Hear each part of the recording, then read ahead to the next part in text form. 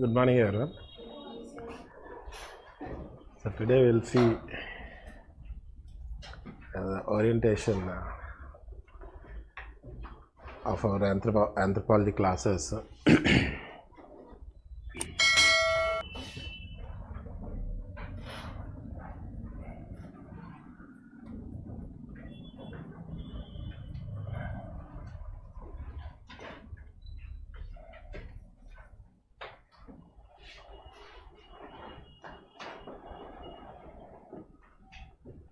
See,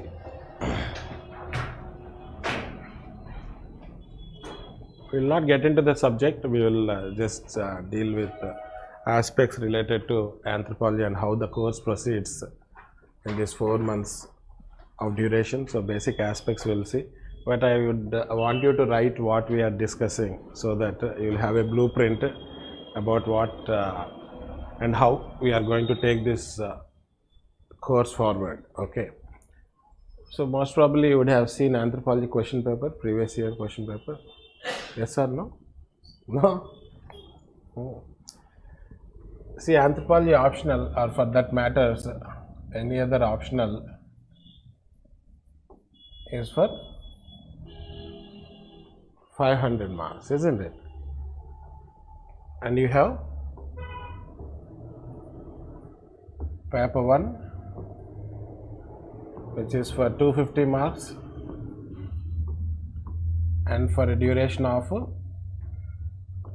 3 hours, isn't it? And you have paper 2, 250 marks and for duration of 3 hours on the same day, isn't it? 9 to 12 and then 2 to 5, 6 hours. In paper 1, you have section A and you have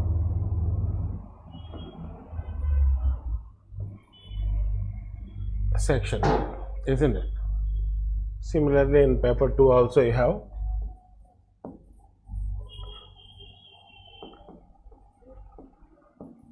section A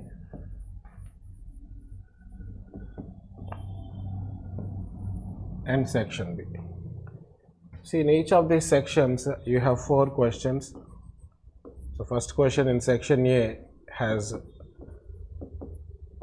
5 components, each are for 10 marks, 5 into 10, 50. Second question has 3 components, A, B and C. A is for 20 marks, B is for 15 marks and C is for 15 marks.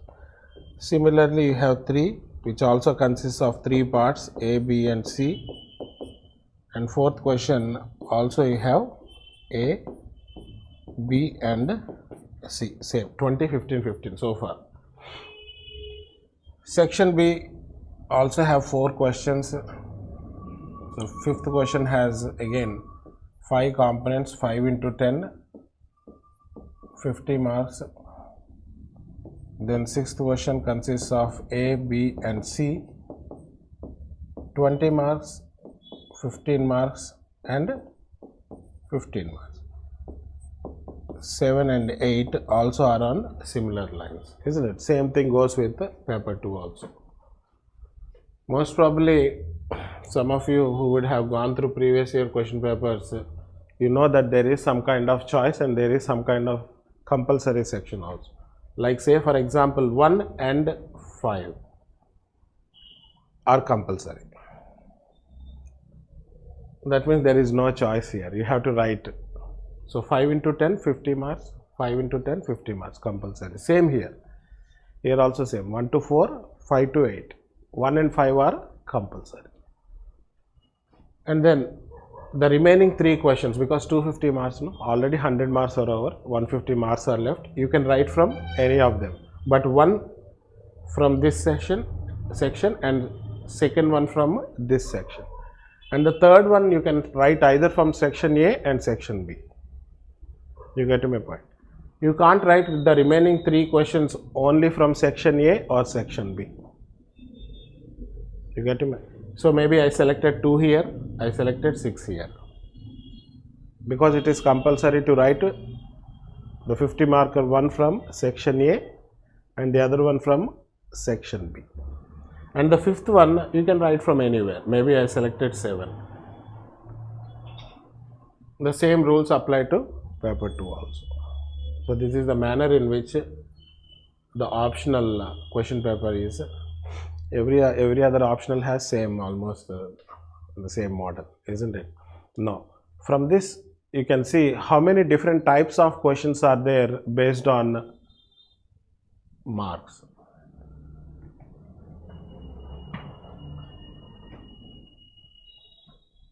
How many different types of questions are there based on marks? 3, no? One is a 10 marker, you have 15 marker, and then you have 20 marker. Yes or no? So these 3 type of questions are there basically, and with this you have some specifications given for each of these.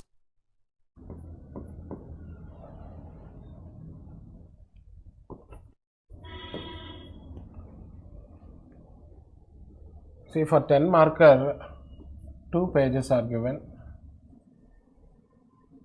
for 15 marker 3 pages are given, and for a 20 marker 4 pages are given. Anyone has UPSC answer booklet, something like that? No? See, actually if this is the answer copy,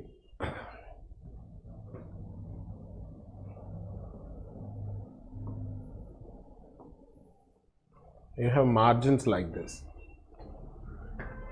You can't write here. You can only write in this space. Have you seen this answer copies outside? So you have to write only on in this space. Writing outside the margin is not allowed.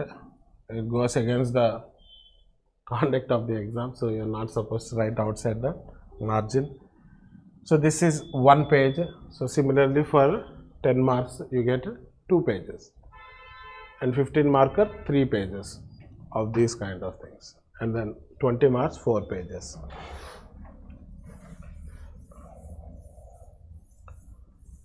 Now ideally they say that this 10 marker should be written in just about 150 words.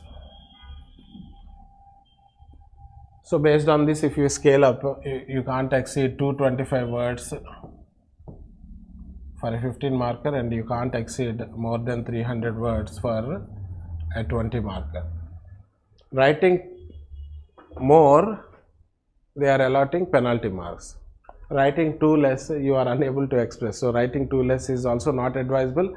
Writing more also is not advisable, because writing more, recently only for the last 3-4 years they are giving negative marks like -5 or -10, and depending on how many extra words they have written, but that is not what is suggested. And by writing more also you fall short of time, because ideally you have only 3 hours to write 250 marks, isn't it? And this 10 marker should be written in 7 minutes, 15 marker should be written in 10.5 minutes, and a 20 marker should be written in 14 minutes. So these are the rules of the game.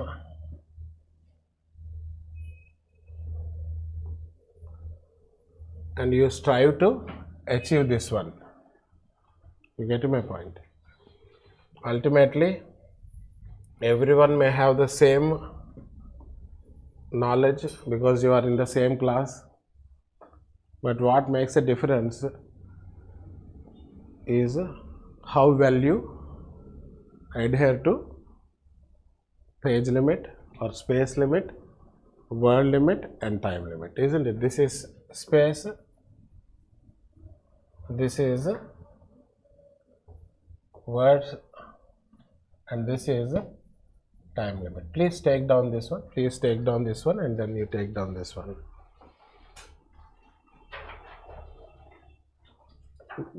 In our tests, daily answer writing will be there, weekend test will be there. After completing substantial amount of syllabus, say for example socio-culture we completed 2.1 to 8 or 1.1 to 1.8 or 9.1 to 12, we will conduct tests on this particular pattern in the same model. Apart from daily answer writing and weekend test, we conduct full length tests on this pattern.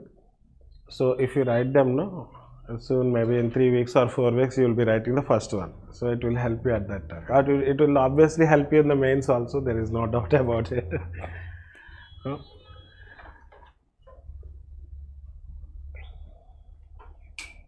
Okay, no problem.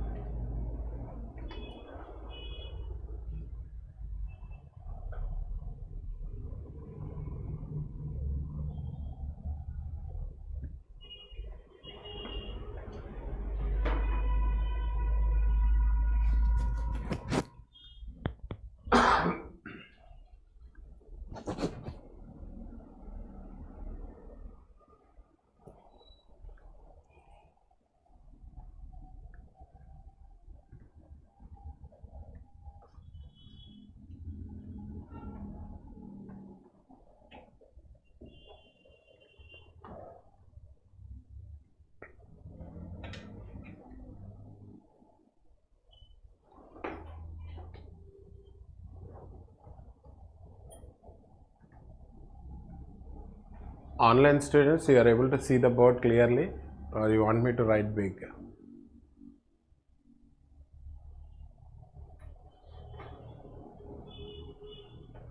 Yeah, you can type in the chat box. Maybe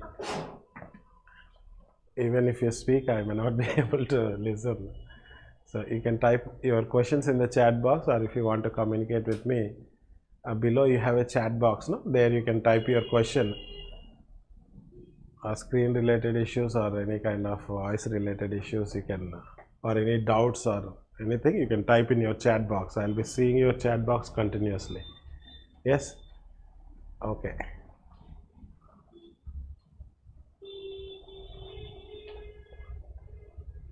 So 1 and 5, you have 5 parts and rest of the questions have A, B, C. A is always for 20 and B and C are 15. They may change any time, but for the last more than a decade, things are like this. So A, B, C, D, E 5 and then remaining ones 3. So these 3 types of questions. We don't know UPSC, they can change. They won't let you know in the beginning.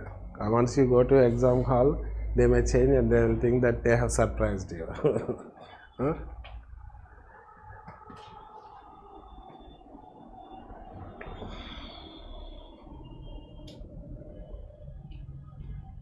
Yes, you have taken now.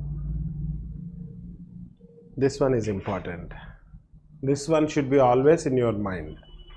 Even with respect to GS answer writing or any other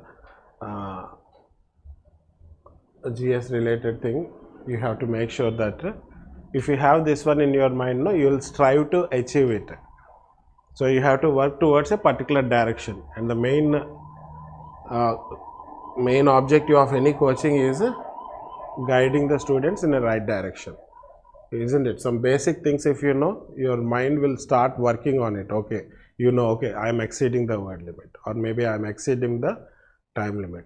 Now you will automatically feel that urge to comply to these rules of the game, isn't it? And hence, usually in the first class, I try to take up all these kind of minute things so that you will also get familiar with me, and then we can step into the syllabus, isn't it?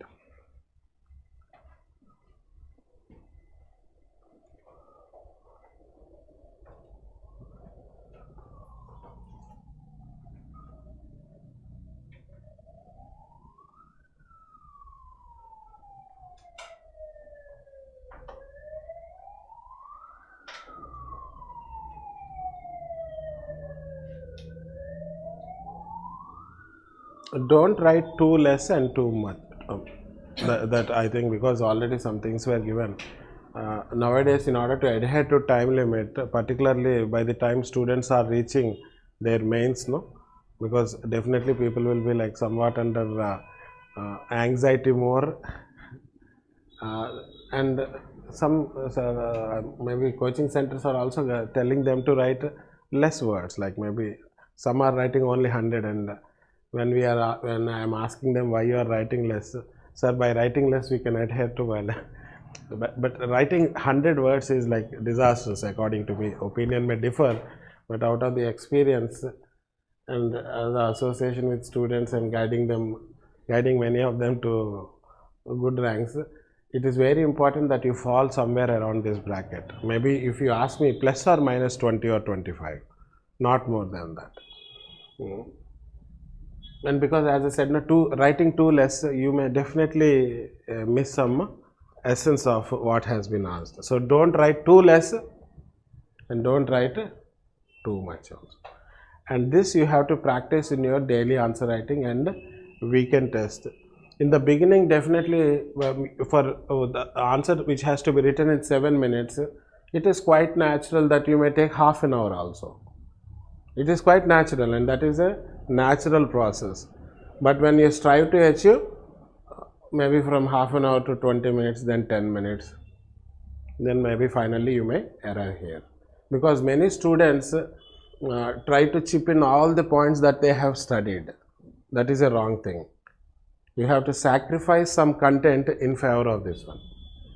Maybe on a particular topic you have like so much, you have like 2000 words. Finally, how much you have to write? If it is a 20 marker, 3000.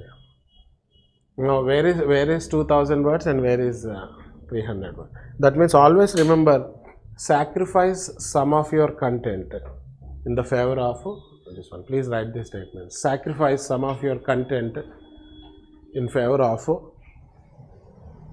space, word and time limit.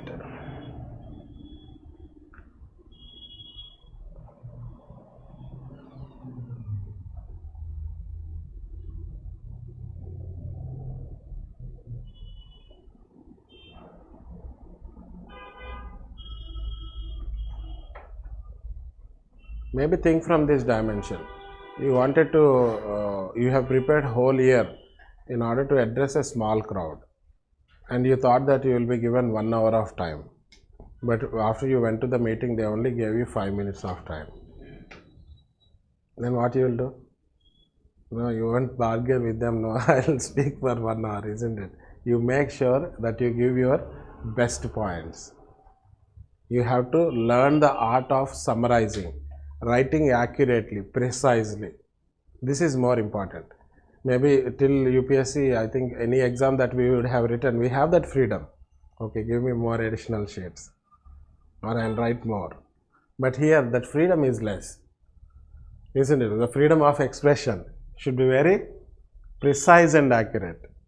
And they are not looking for, because even the nature of work is like that, because you get voluminous data and you are supposed to summarize it in 1 page to be presented to the Council of Ministers or maybe whoever is seeing.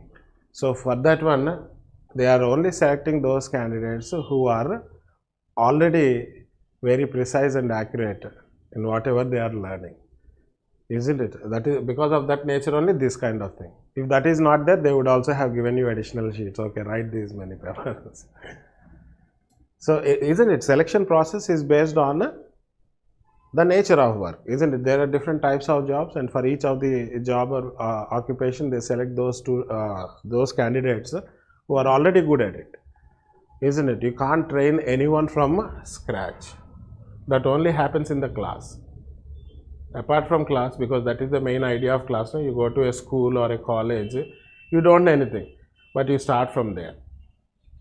That is class. But for a job or any other occupation, they take candidates who already have that capability, isn't it? Any jobs, any of you have done job before, like any work you have done? All of you are freshers, recent graduates. So that is the thing. So don't write more and don't write less, and sacrifice some of the content in favor of these things. Yes. Now, how to write an answer?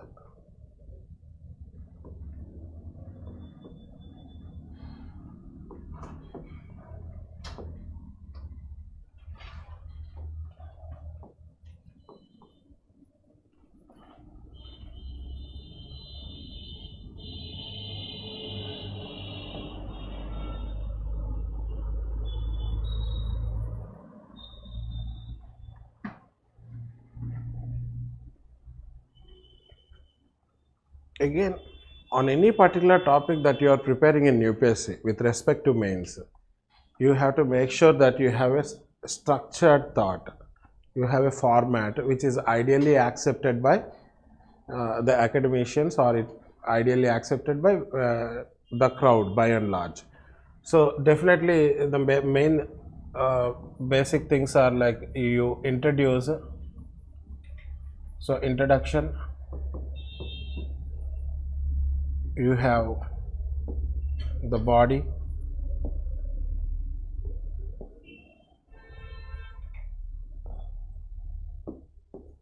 and the conclusion. So these components everyone knows, and we are doing this right from childhood, isn't it? So in introduction, it is important that you actually show the evaluator that you have understood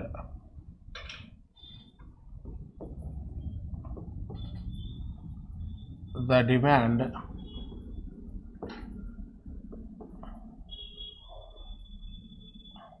of the question. How will you show that you have understood the demand of the question?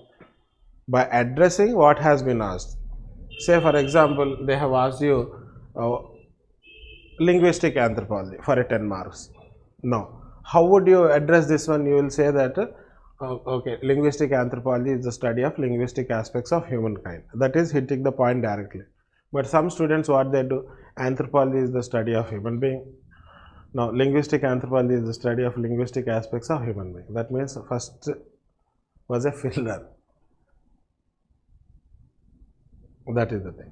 And like say for example, if they ask in the question, examine the impact of globalization on Indian villages.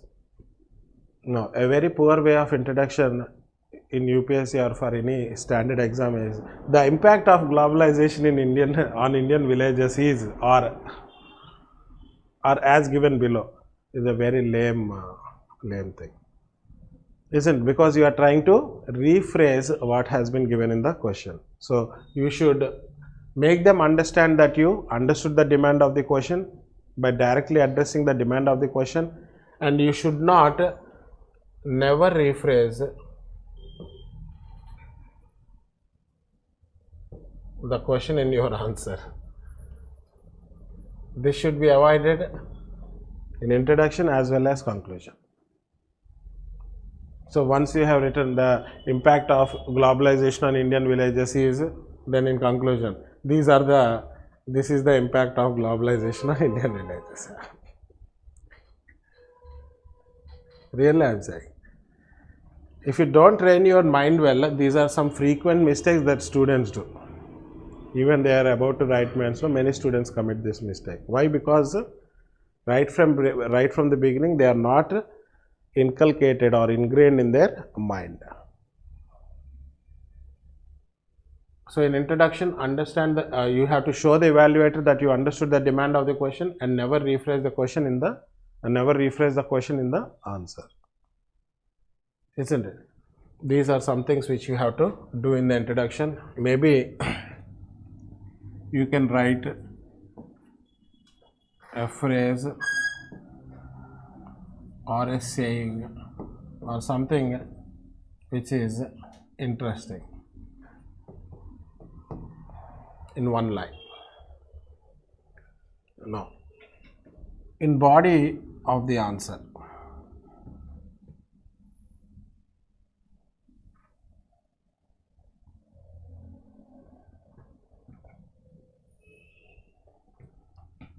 You make sure you explain the concept or the idea or keywords or definition related to what has been asked. Make sure you give examples always, not only here, even if that matters, essay or GS, including your optional anthropology, you give examples.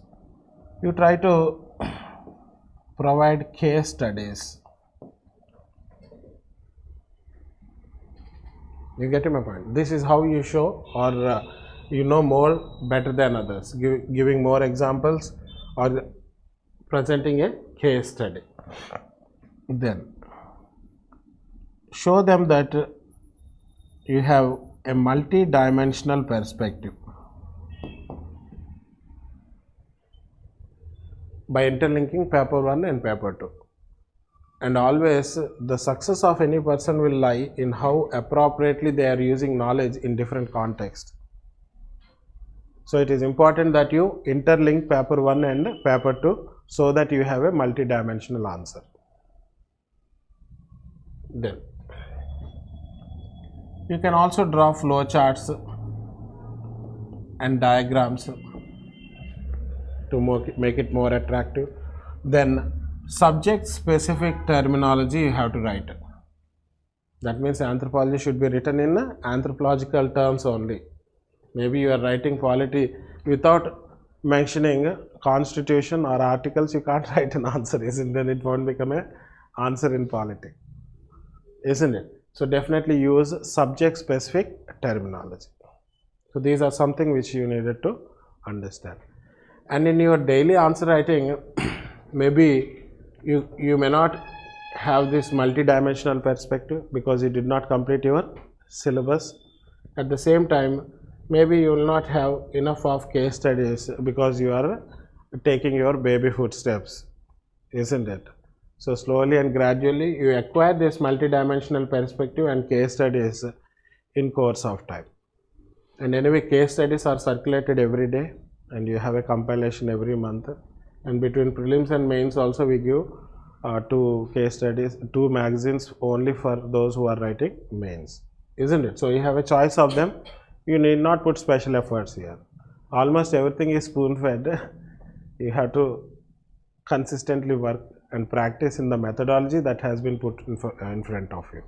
Just by adhering to it, you can find remarkable changes in how you write your answer and how confident you become in anthropology in due course of time. So it is very important that you stick to our schedule, our methodology, what has been told you before. The same thing will inch you towards your victory, isn't it? So for which there should be some discipline like consistency, attending classes regularly and doing the small things in a regular manner, isn't it? So if you are spending like 3 to 4 hours every day including class, I think you should be in a very competitive position by 4 months, maybe with holidays plus or minus 15 days. You getting me? So what you are writing here, you understood what you have to write in introduction. Now in body you explain the concepts or the keywords or you give some definitions. You write examples. An elaborated example is nothing but a case study which has more details and facts. Case study is nothing but an elaborated example which has more details. And then you write a multi-dimensional answer by interlinking paper 1 and paper 2. You draw flowcharts and diagrams wherever required.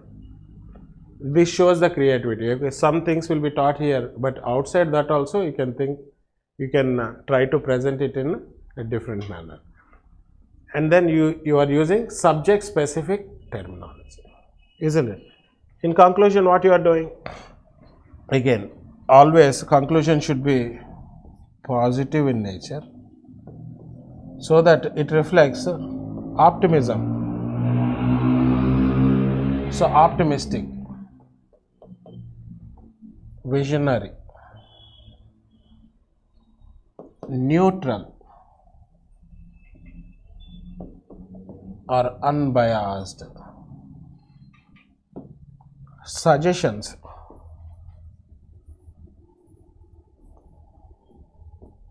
or maybe way forward, sometimes current relevance.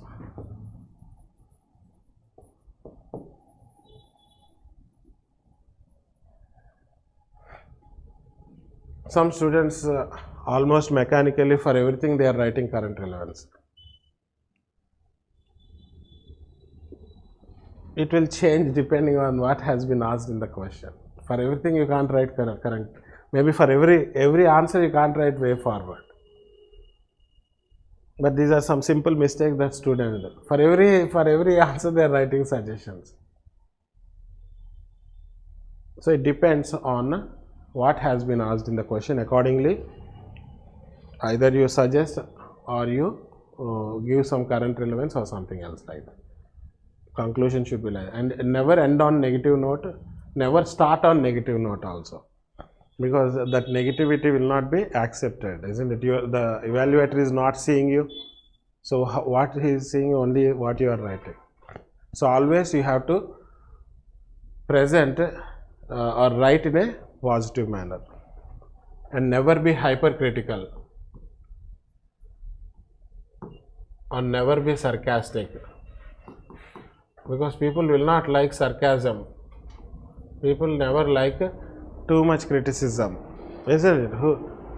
Only some people accept it, isn't it?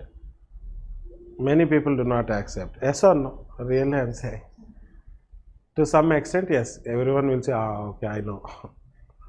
You say too much, no, the other day the person will not speak to you. Or you will not speak to a person who is criticizing you constantly. And they definitely, UPSC or for that matter any government organization is not looking for someone who is hypercritical about the things which are happening in the government, because it is a quite accepted and known fact that corruption is rampant. There is a lot of unaccountability, or there is no transparency. Now if you are very critical about them, then how will you function as a part of that team? And now you are wanted to get into civil services, and you know that the civil services has so many issues, isn't it? Then if you are so much critic, how can you cope up with the situation? So you have to have a moderate path, isn't it? You know that yes, things are slightly dodgy, but you want to get in and make the changes for a better future. Yes or not? So they are seeing whether a person have that kind of inclination. Many times, many this kind of psychological tests, they'll show a board and they'll say what you are seeing, and everyone will say that I am seeing dot when there is a lot of board. That means the focus of people will go on negative things. Positive things will, I don't know, like maybe in the digital world, positive things have less attraction. Even controversial things, YouTube, okay, everyone is saying content. Any good, okay, content oriented, no, controversy, okay, first. But generally they are seeing how balanced, how good is the state of mind, isn't it? Because it is very important that you accept the reality of life. Accordingly, you make improvement, isn't it? You can't be leftist or rightist. You can't be left, who are known as leftists, who can't be extremely right, who are known as rightists. Both are known as extremists. You get my point? So they are seeing someone in the middle path, somewhere around status quo with some kind of improvement. Status quo with some kind of improvement. Over many generations, we will reach the place where we wanted to reach.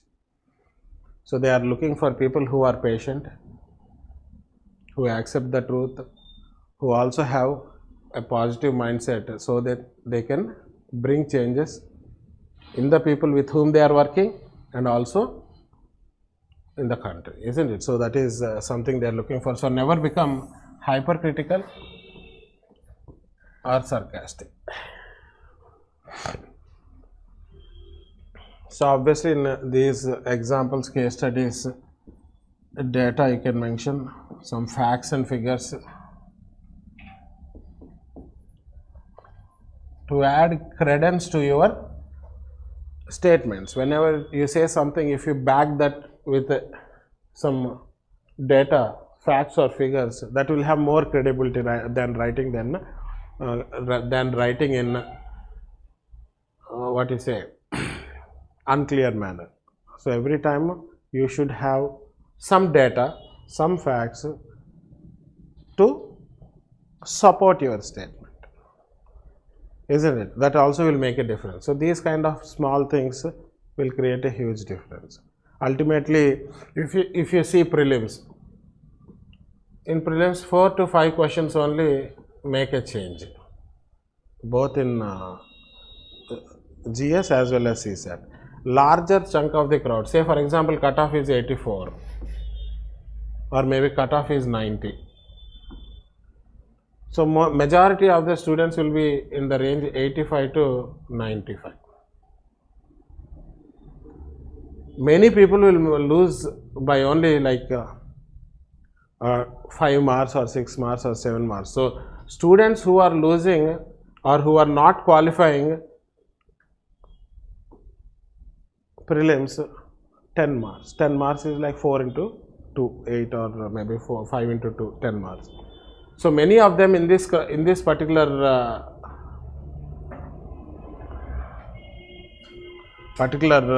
range, and that is why they say, sir, we missed narrowly, because competition is there only, because many of them will answer to some extent. That 4 or 5 questions only will make the difference. Sometimes it is very narrow, 2 or 3 questions only.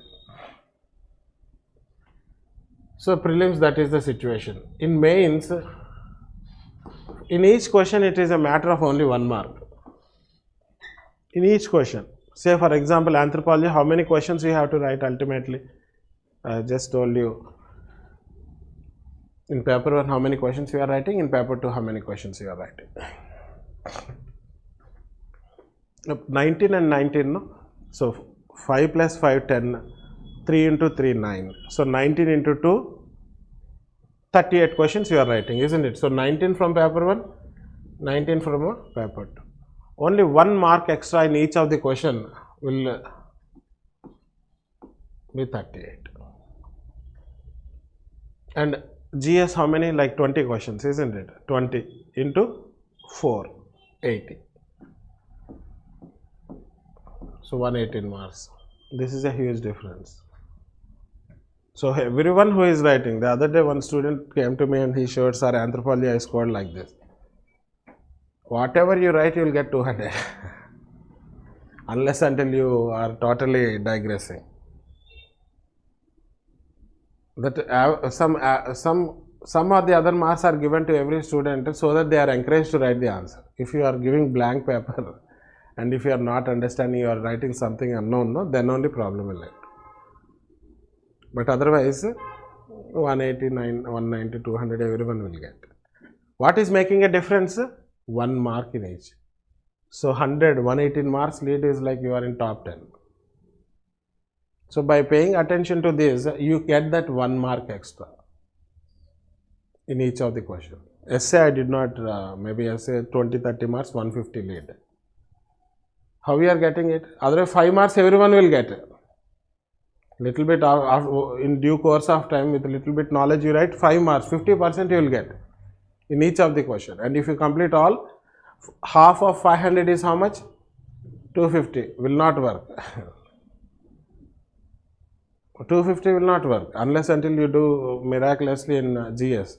You have to score more than 300. The thing what should be in your brain is always optional more than 300, optional more than 300. Isn't it? So mains is always about that 1 mark in each of the question. Half mark, 1 mark, half mark, 1 mark. How will you get that? Maybe we are all writing an exam. Now everyone got 6 marks. All of us got 6 marks. Maybe online Lisa got 6.5. Maybe Utkarsh got 7. Created the change? Created the change. Who is first now? Utkarsh, then Lisa. We are all 6. In one question. Many questions, that is that. Everyone who is preparing for UPSC are very knowledgeable, very highly competitive. They are like warriors only. They will do whatever, they will work hard, no doubt about it. But who does that a little bit more will only emerge as a victor. Otherwise, for me, whoever is preparing for UPSC are very talented. Yes, definitely. And because of that inherent talent only, you are inclined to prepare for UPSC. Maybe in your class, in your graduation, in your class, how many students are there? 50 are there. Out of them, how many are preparing for UPSC? 2 or 3. In your class? 80. How many? Only 1 maybe. 3. Isn't it? You are able to understand, no? Maybe in a class of 50, 2 are preparing. Why others are not preparing? Because they know that I can't do it. But you believed in yourself that yes, I will do it. And you are ready for the challenge also. And you are ready to put in so every student who is preparing will put in their hard work. Will give their best of efforts. But who does little bit more than other will come on. They will fall in this. You getting? So you are all champions only. Maybe you are wonderfully studying in your class. Maybe you are a topper of your class. Maybe you are a university topper. Maybe you are a 9-pointer. You got distinction, or maybe right from childhood you have excellent academic record. Yes or no? Every student who is preparing for UPSC are in same manner only. Maybe there are also some section of people or some section of students who in one attempt they have cleared all backlogs, 40 backlogs. That is also a great feat. It is not a small thing, no? The person failed all subjects, worked hard for 2-3 months, cleared all the subjects. So that means person who is preparing for UPSC have a great talent. They are mentally strong also. Really I am saying, they are mentally very strong also. But what is making a difference? Because this is competition between champions only. That means it's a very difficult thing, isn't it? Not only from one place, from all over the country, from Jammu and Kashmir to Kanyakumari. Yes or no? Everyone from their college or university, people from IIT, IIM, medical, engineering, arts, commerce, chartered accountants, nurses, dentists, pharmacists. Some right from 10th class only they have this orientation. Maybe some have even from maybe 6th class, 7th class, they are only dreaming to become a civil servant. But you can see the diversity in education. Now, when you are competing with champions, then how should you play the game? With strategy, with effort. First is hard work. Nothing can beat hard work, first thing. When you approach the exam, then it is a smart work. Right from beginning, never do smart work, because this is a fact that every person who is preparing for UPSC is a champion.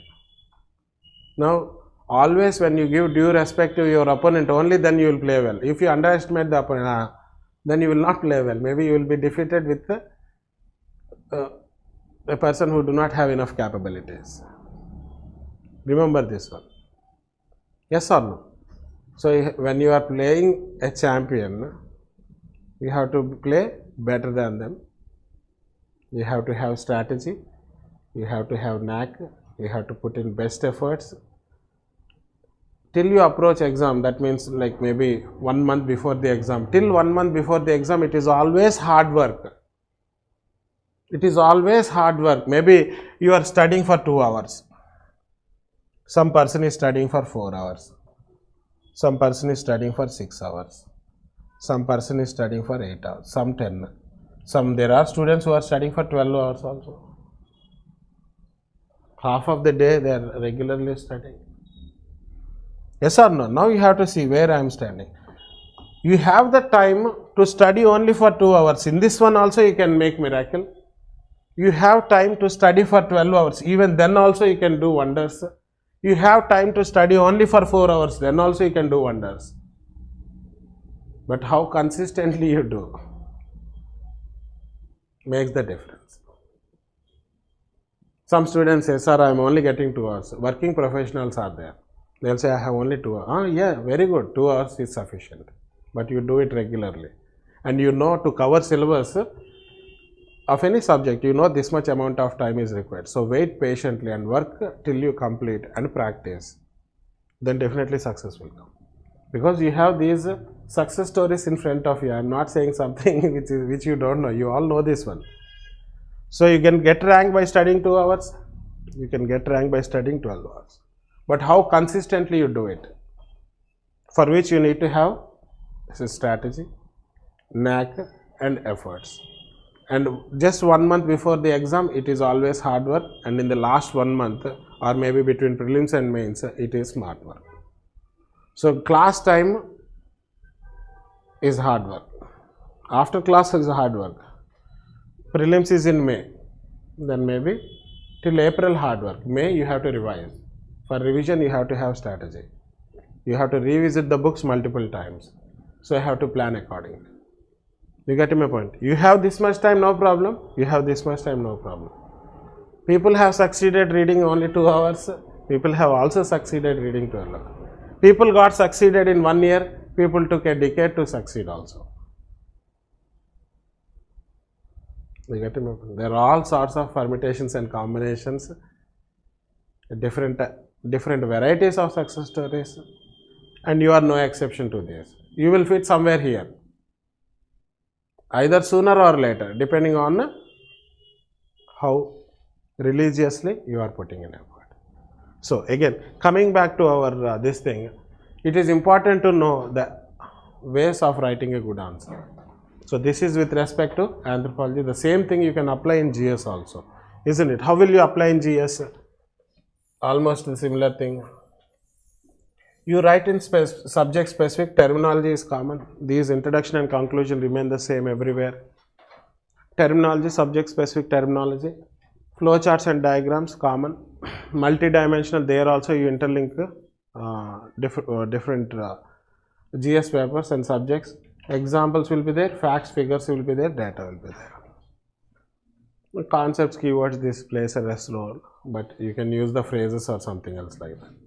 So even with respect to GS, an ideal answer should have these kind of things.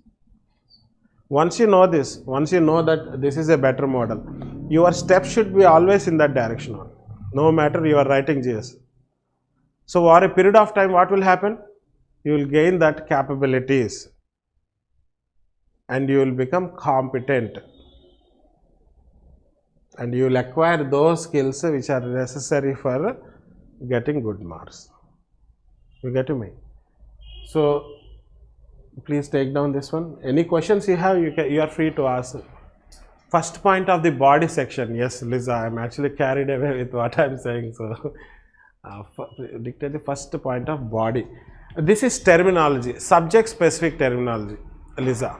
This is subject specific terminology. Flow charts and diagrams. Multi-dimensional or interlinking paper 1 and paper 2. Examples, case studies, data, facts, figures, concepts, keywords and definition. Wherever you are not able to see, you can let me know. Yes.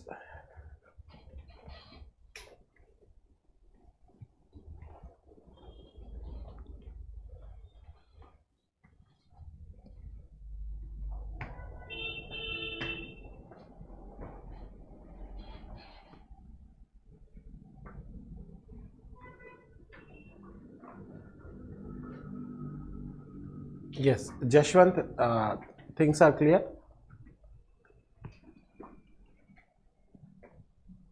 And always ask questions whenever you have one or a few. Don't keep it within you, because we are Vijayata is always a closed group and a closely knit group.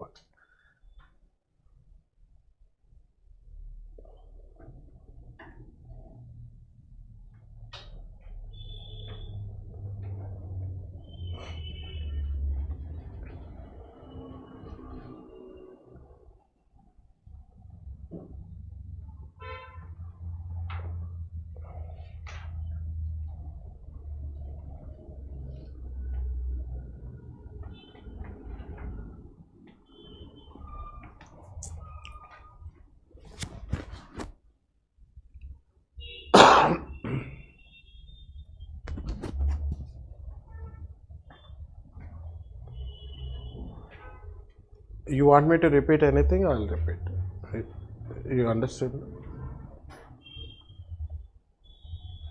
You went to Kerala and came back? How many days you stayed? 1 month you were there?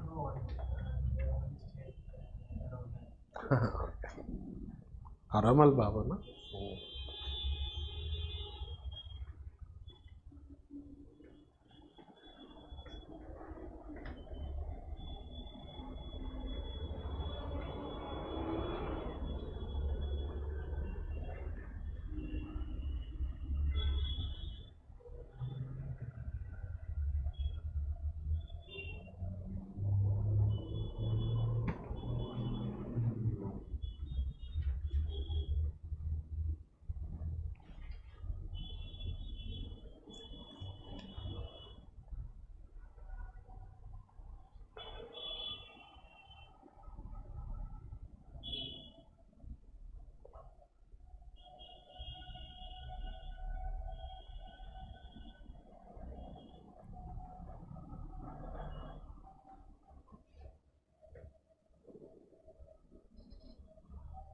Yes.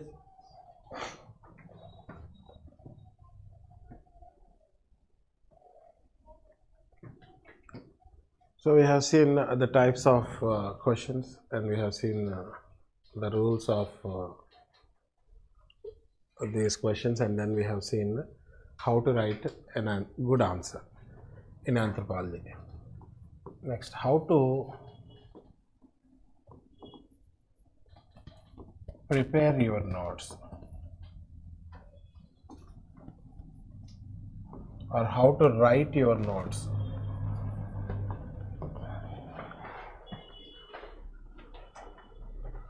See, you need not make special efforts to make your notes, and the only matter of fact is the purpose of taking coaching will be defeated. So, on every topic, I think we'll have enough information that will be taught in a structured format only. And obviously, when not only me, any teacher is teaching, then definitely they'll have multiple sources from where they'll pull up information and they will provide to you. And if a student has to do it on their own, then the student also should refer multiple sources. Because you are taking guidance, definitely that is my duty, so that things will become easier. For you to read from different sources and prepare your own notes through self-study may take some 2 years, or maybe sometime a little bit more. But here that will be consolidated. So every topic you will get enough of information which is sufficient for you to get very good marks. Few things we can add that can be individual specific, like examples or case studies can be of your choice. Maybe definitions can be of your choice, which you can take from the books that we are providing, or maybe from other sources wherever you wanted to take. So anyway, most of them will be there in our this thing, but if you want to make your answer distinct, you can add some examples or case studies or a definition which otherwise hasn't been dealt. Maybe on every topic there could be several definitions. Maybe I have given you 2, sometimes I have given you 4, maybe I have given you 5. There could be more than a dozen of them which you want to gather, you can gather. Otherwise you can stay with the same thing. So anyway, the notes that you get in the class is a compilation of many sources, right? You have information scattered over good standard sources. So you have to focus on writing what thing you are writing in the class in a proper manner. So class notes is the base for you.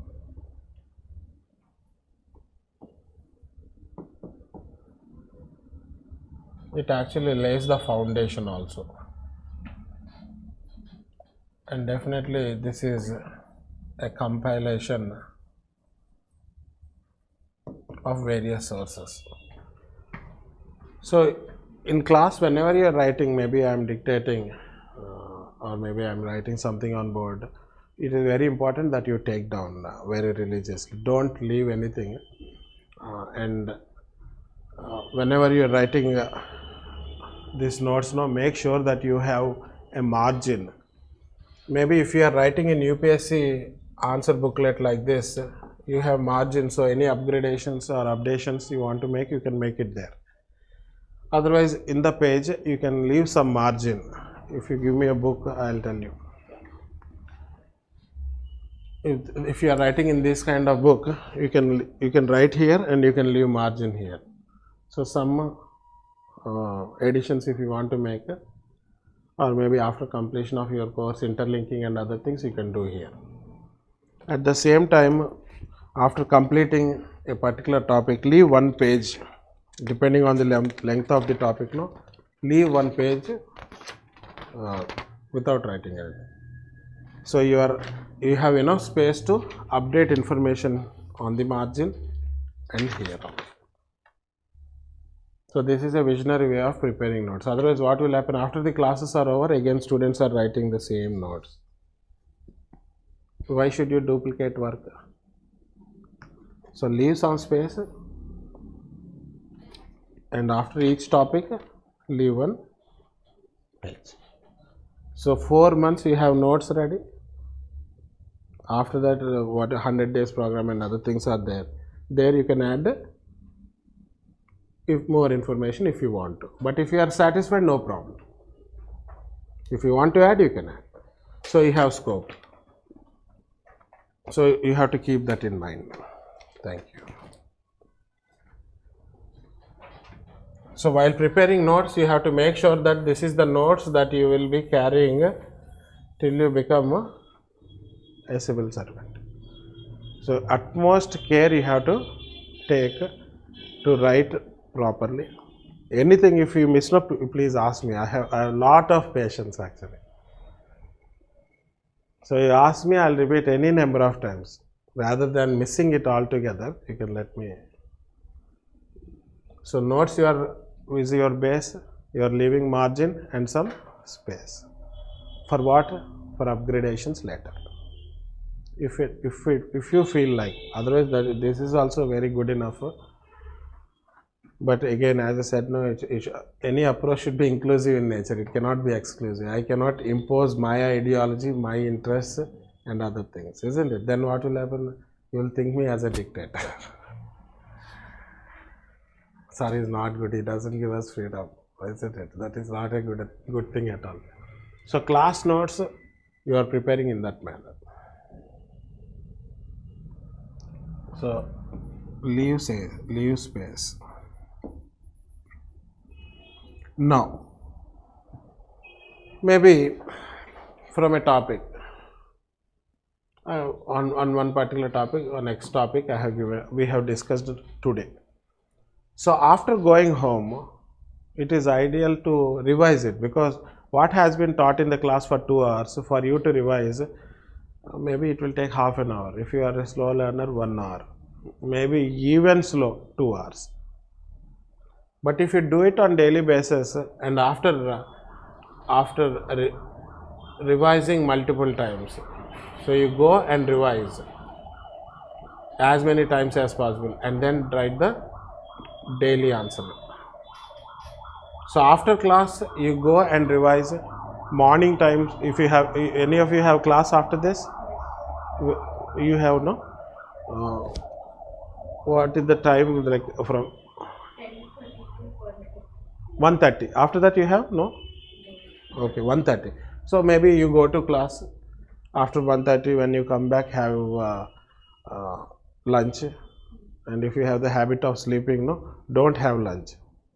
Sleep, wake up and then have lunch.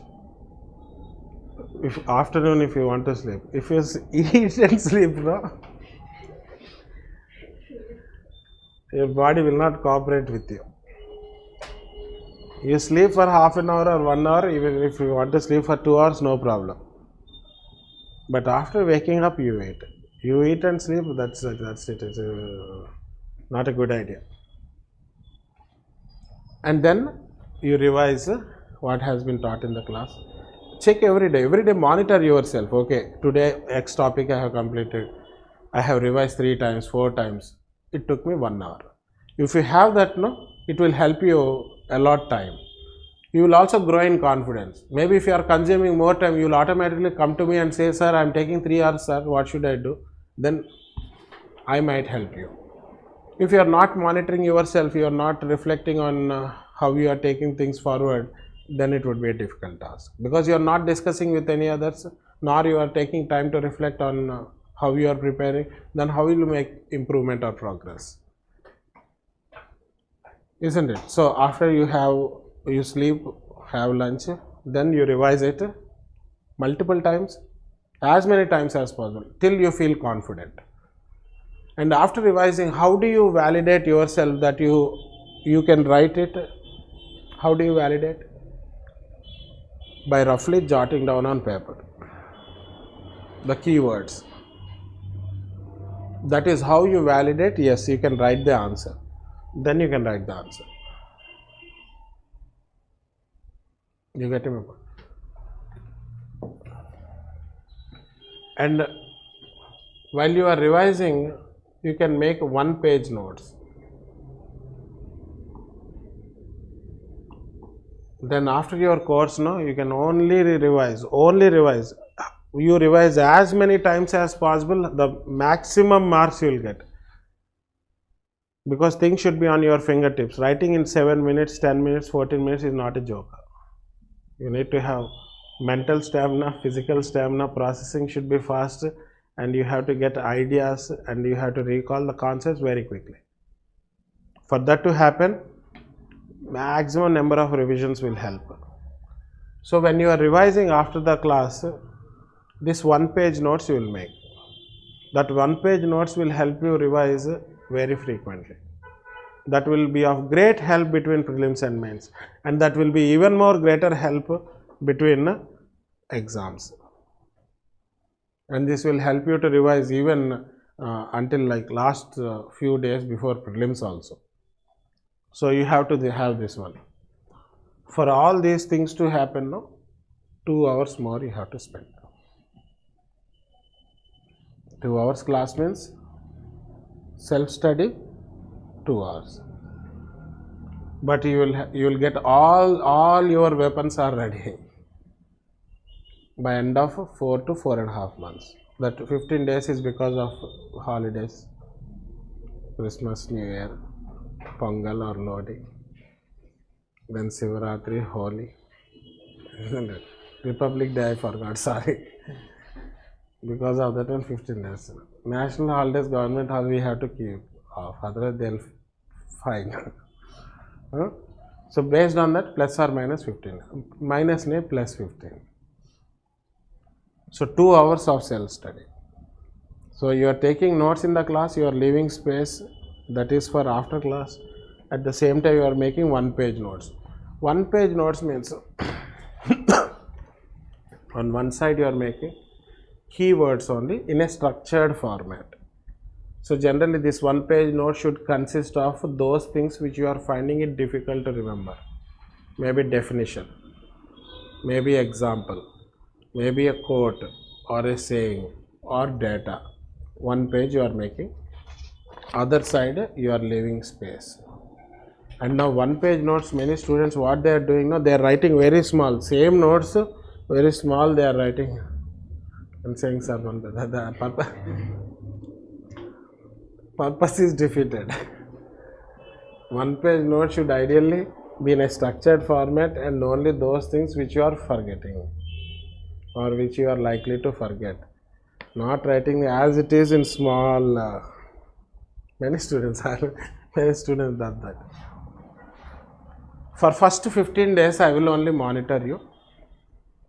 Every day you write the one-page notes and you show me. Daily answer writing, everything is evaluated by me, so don't worry.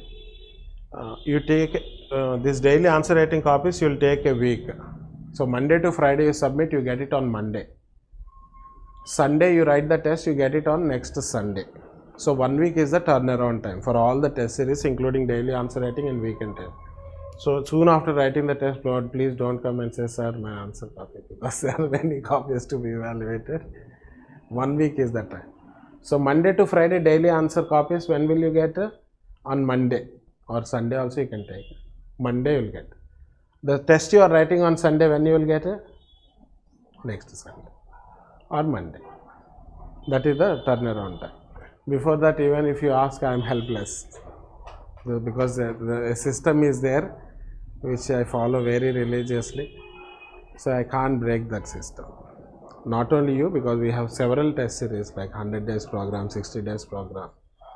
We have 14 tests, 12 tests, 6 tests, year-long test series, main special test series, Jammu and Kashmir, Orissa.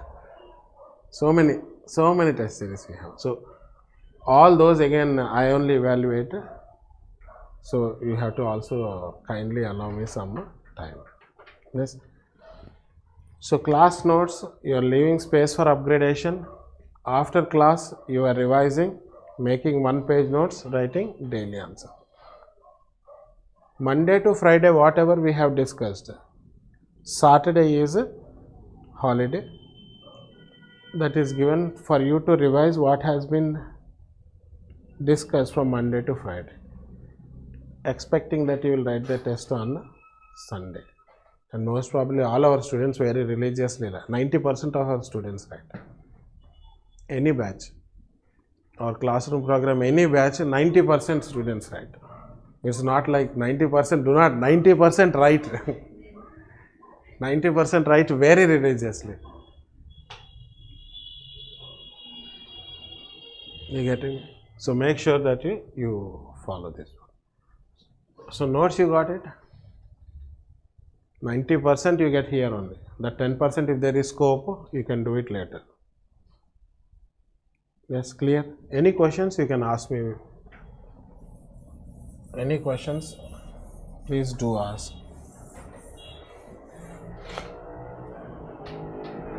So along with this one, what is important? One page notes.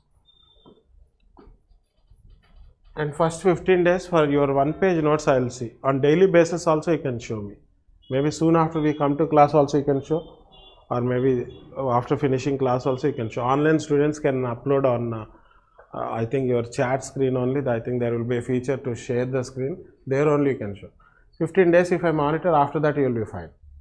If it has to be extended, no problem, I will extend to 1 month, but 15 days is sufficient. Is this clear?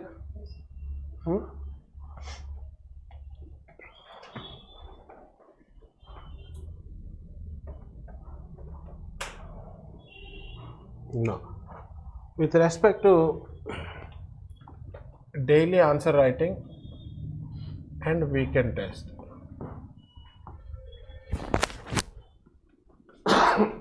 and as I said,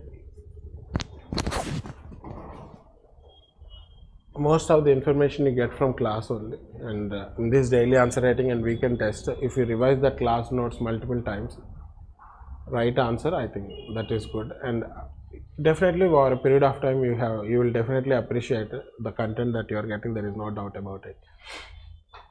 So generally 60% if you get, your answer is good here and here.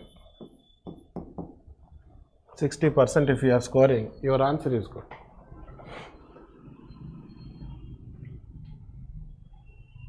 60% of 10 marks is 6 marks, 15 marks is 8 marks, 20 marks is 12 marks. So if you are scoring 6, 8, 12, you are in good. That means, and I also expect that everyone should be in this one only. You getting my point? If you are less than 60,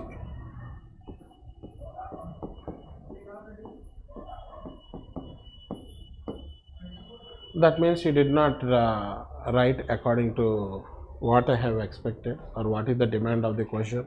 Maybe you are taught 10 points, you only have written 9 or 8, or maybe you miss some examples or something else. So less than 60% is not desirable, because as I said, no, this is almost like instant testing. You can easily cross verify yourself and you will definitely know by yourself, okay, I did not write these things, that is why I got less. I don't encourage this one. Don't stay in this particular bracket for a long time. Maybe 1 day, 2 days, no problem.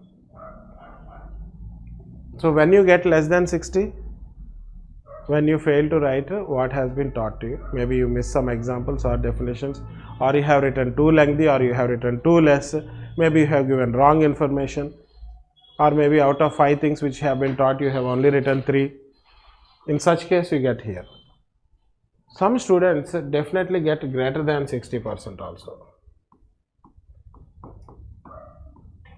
And don't think that it is biased, but definitely who take little bit extra effort, whose presentation is good, who adhere to word, space, time limit also, because I ask students to count the number of words and write the time taken for the daily answer writing. Daily, like you write an answer, you count the number of words and you mention the bracket at the bottom, and then you also very religiously write the time taken to complete that particular answer. And if you are doing it for the 4 months, no, I think many things will be taken care of. So daily answer writing, count the number of words and write the time taken.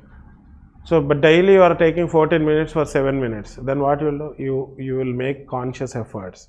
If you are writing too much, then also you will try to minimize it.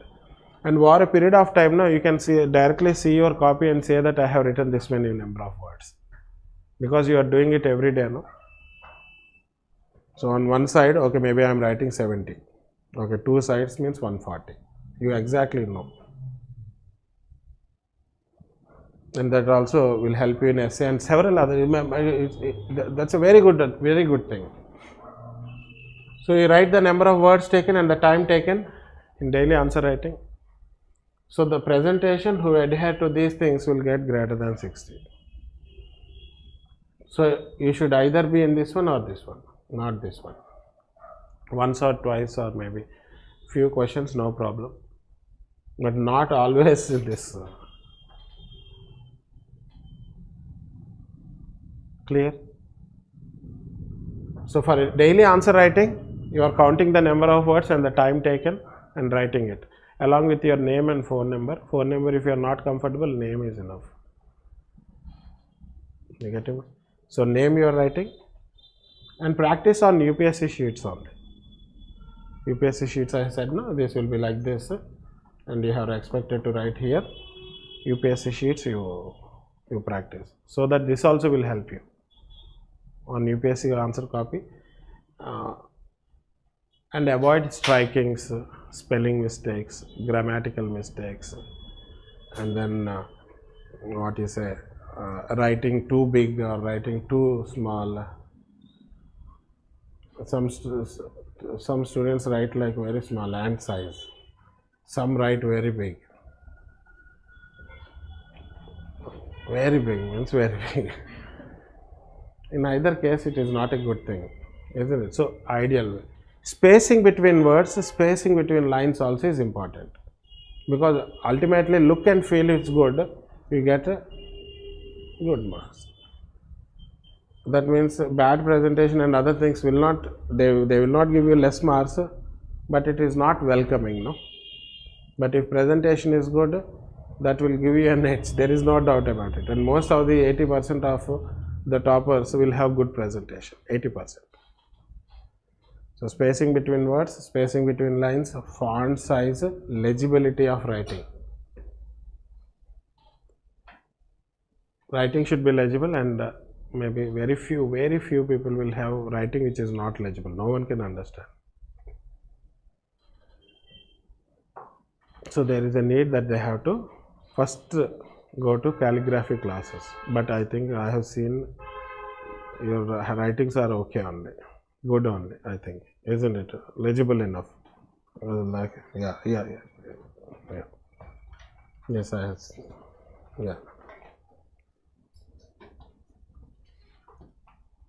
So with respect to daily answer writing and weekend tests, this is the situation.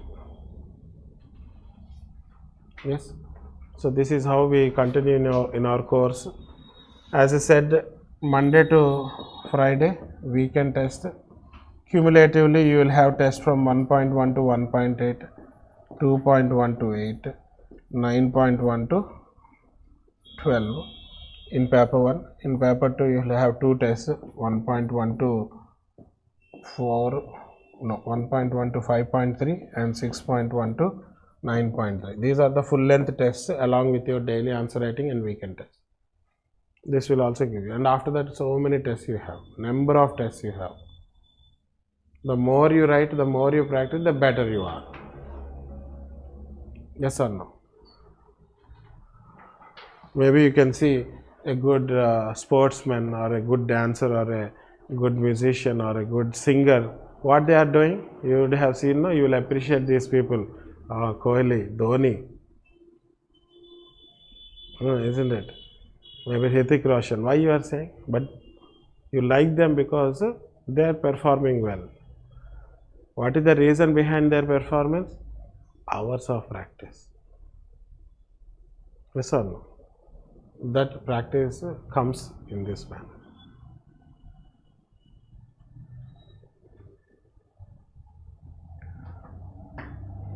Then with respect to syllabus, every day carry this syllabus copy.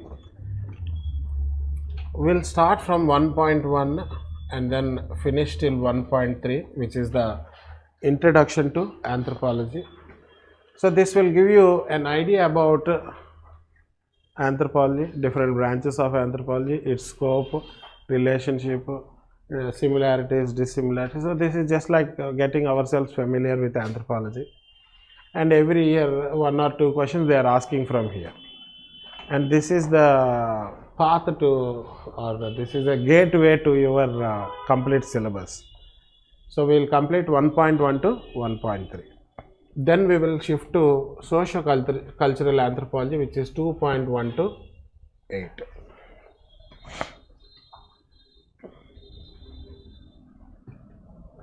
I usually will go in the same order, but I have a tendency to change the order depending on the mood of the class.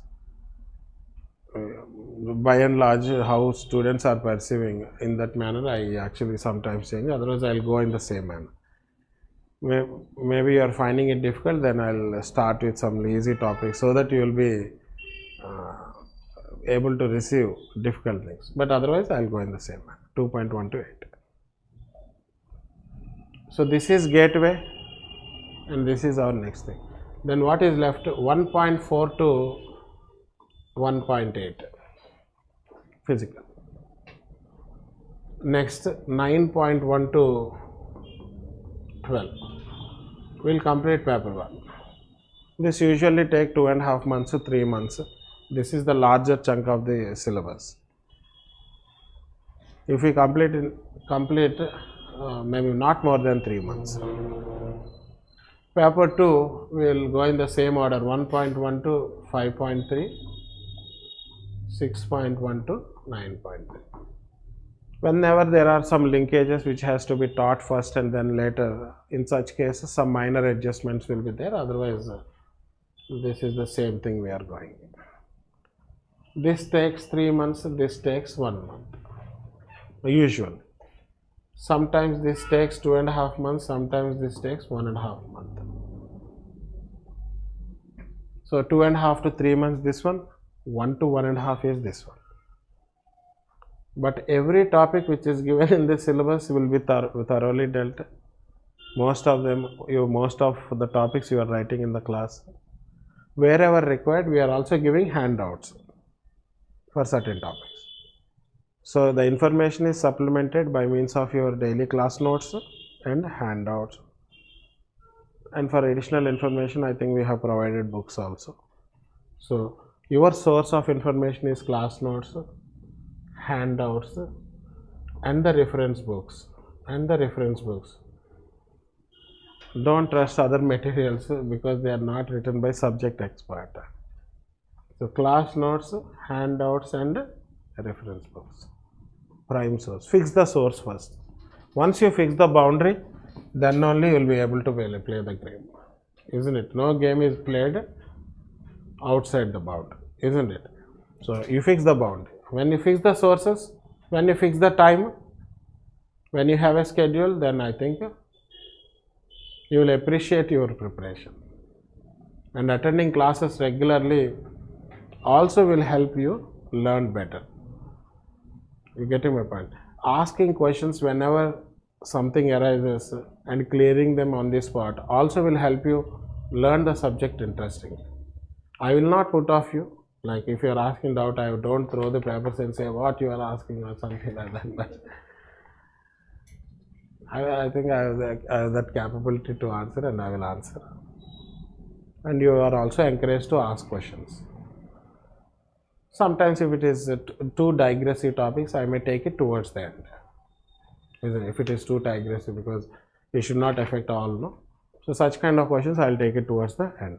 Most probably you will ask, many of them ask simple questions only, so that I will clear on this part. So this is the thing in which we will take forward. 1.1 to 1.3, I think most probably Monday to Friday we'll finish this one, and then we'll start 2.1 to 8. Yes. Now you have any questions on anything, you can ask me, because the other day you were asking me something and I told that I will address all these things in this class. So if there are any things which you wanted to ask me, which I haven't discussed here, you can ask. Do you have any questions like that? You are able to understand what I am saying?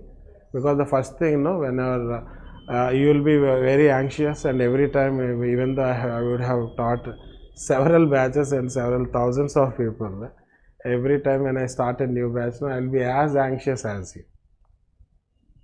Because new set of students, that acceptability and compatibility will be there. So morning class I will not even sleep. My wife will say, please sleep, please sleep. Because new students, what I am saying also you have to understand, no? And that is why what I say, I'll take it very slowly and gradually, so that once student starts understanding what I am saying, then getting into the syllabus and dealing it is almost the thing which we do on daily basis only, no? So the first thing is acceptability. That acceptability comes through how I am speaking, whether it is understandable, then after understandable, whether you are able to appreciate it, whether it is relevant. Then once that acceptancy and that compatibility comes, syllabus is very easy. You get my point? So that is why I make sure that every stage, even in these different themes, all these are different themes which I have written here. So all these different themes will also be dealt in the similar manner. I won't rush into the topic, because even if it gets delayed, no problem. But if I rush into things, it will have serious consequences later. So that is why every topic, whenever we change theme, I make sure that it has been dealt properly. So once you have the basics, once you are able to get the feel, you will appreciate it. Then it is a smooth transition. And if the transition is not smooth, then it will be somewhat bothering, isn't it? So for that smooth transition, I have my own ways. Every time it will work, but I will have my own apprehensions. So anything you have, any questions you have, you can ask one by one. Yes, each one. Please tell Aramal Baba, Ravi Kumar. Yes. Ashish. Rituja. Okay. Pragati. One of our Jammu and Kashmir topper is there, Rituja Mahajan.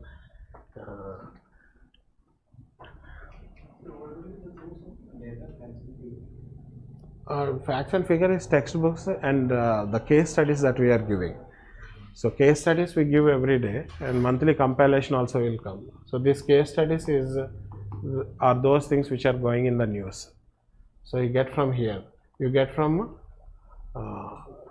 newspaper, magazines, our case studies, and other thing is textbook. You'll also get in notes. So these are the things. So anyway, online students, I can see their names, and yeah. Any other question, you can let me know. Otherwise, I am done for the day. So we'll again meet on Monday, and Monday we'll start 1.1. Yes. Any questions on today's class, or you want to know something more, you can definitely ask me. No? We are feeling a little bit shy, maybe after a few days.